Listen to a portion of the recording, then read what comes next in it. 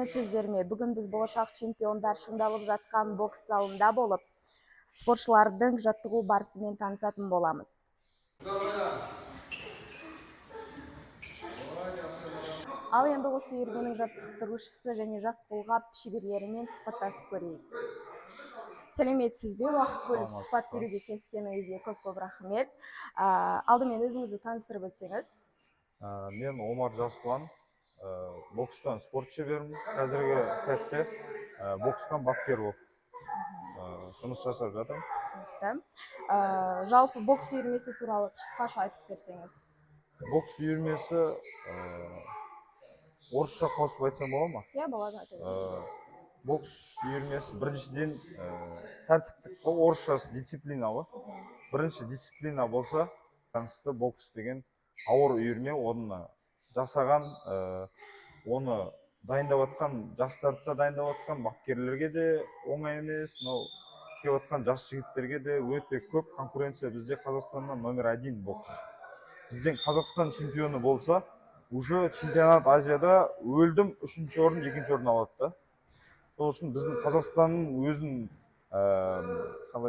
конкуренция деп айтады, орысшасы. Конкуренциясы өте жоғары деңгейде. Бізде Қазақстан чемпион болады, например, ол Азия чемпионатында, әлем чемпионатында уже үштікке ілінеді ол. Точно. Өткен бізде именно Орта Азияда, СНГ-да көршілес өзіміздің Өзбекстан, Қырғызстан боксшылары өте жоғары деңгейде. Сол үшін өте түсінікті. Жас спортшыларды қабылдауда қандай да бір талаптар бар ма? Иә, бірінші физдиспансерден, болмаса медкомиссиядан, бірінші врачтан біз обязательно деңі сау деген справканы сұраймыз. Обязательно жас спортшылардың денсаулығы бірінші орында ғой. Денсаулығы бірінші орында, сол үшін біз бірінші жас өзіміздің кішкентай спортшыларымызды, енді 10 жасынан қабылданып отыр ғой қазір, 10-11 жасынан қабылданып отыр. Жас спортшыларымызды бірінші денсаулығы, сосын уже общий физический подготовка кетеді. Общий физический подготовка болды оның. Главное бізде деньги сау болса болды баланың. Спортшыларыңызға жарыстар алдында психологиялық қандай нұсқаулар бересіз? Біз енді өзіміздің ағаларды алысқа не алмаймыз, қанша батырларымыз бар енді. Бірінші бізде Василий Жиров, сосын Мұхтархан Ділдәбеков, Бекзат Саттарханов ағаларымыз, Болат Жұмадилов ағаларымыз, соң кейін Геннадий Головкин, Бақтияр Артаев, Серік Сапиев, Данияр Өлесінов, қазіргі сәтте 2020-да Сәкен Бибосынов.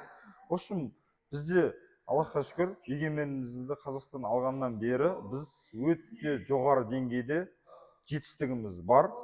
Біздің өзіміздің олимпийский чемпиондарымыз бар, әлем чемпиондарымыз бар. Қазіргі Сабырхандар, братья Махмуд, Төрехан, Оралбай, Айбек, Нұрбек.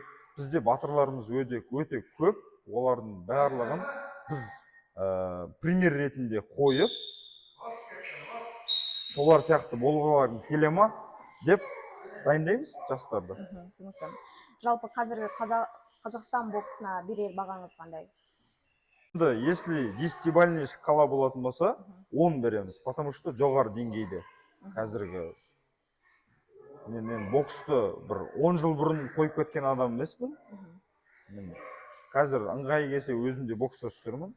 Мен айтайын, жастар мықты болып келіп жатыр. Істеп отқан, баяғыдан келе жатқан балдар, оларда өзінің орнын бергісі келмейді, так что конкуренция өте жоғары деңгейде. Түсінікті, рахмет. Енді жас спортшымен тілдесіп, оның алда қойған мақсаттары мен жетістіктері туралы сөйлесейік.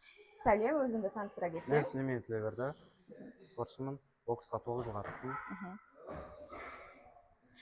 Жалпы боксқа қалай келдің? Боксқа менің әкем жіберген өзі, өзімді келгем. Қандай боксшыны үлгі тұтасың? Қандай боксшы ма? Болат Жұмадилов. Қиын жаттығудың түрі? Кросс. Болашақта қандай мақсаттар қойып отырсың алдыңа? Болашақта алдымен чемпионат Қазақстан бар алдымызда, одан кейін Азия чемпионы, одан кейін әлем чемпионы, одан кейін Олимпиада чемпионы.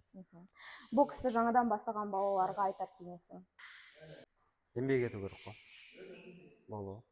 Сонымен біз бүгін бокс үйірмесіндегі жас спортшылардың дайындығына куә болдық. Бокс тек спорт қана емес, ол адамның мінезін қалыптастырып, жауапкершілік пен шыдамдылыққа түзейтін үлкен мектеп. Осындай үйірмелерден болашақ чемпиондар шығып, көк туымызды халықаралық ареналарда желбірететініне сенім мол. Репортажды дайындаған Әбдуәлі Бірғаным, назар салып тыңдағандарыңызға рахмет.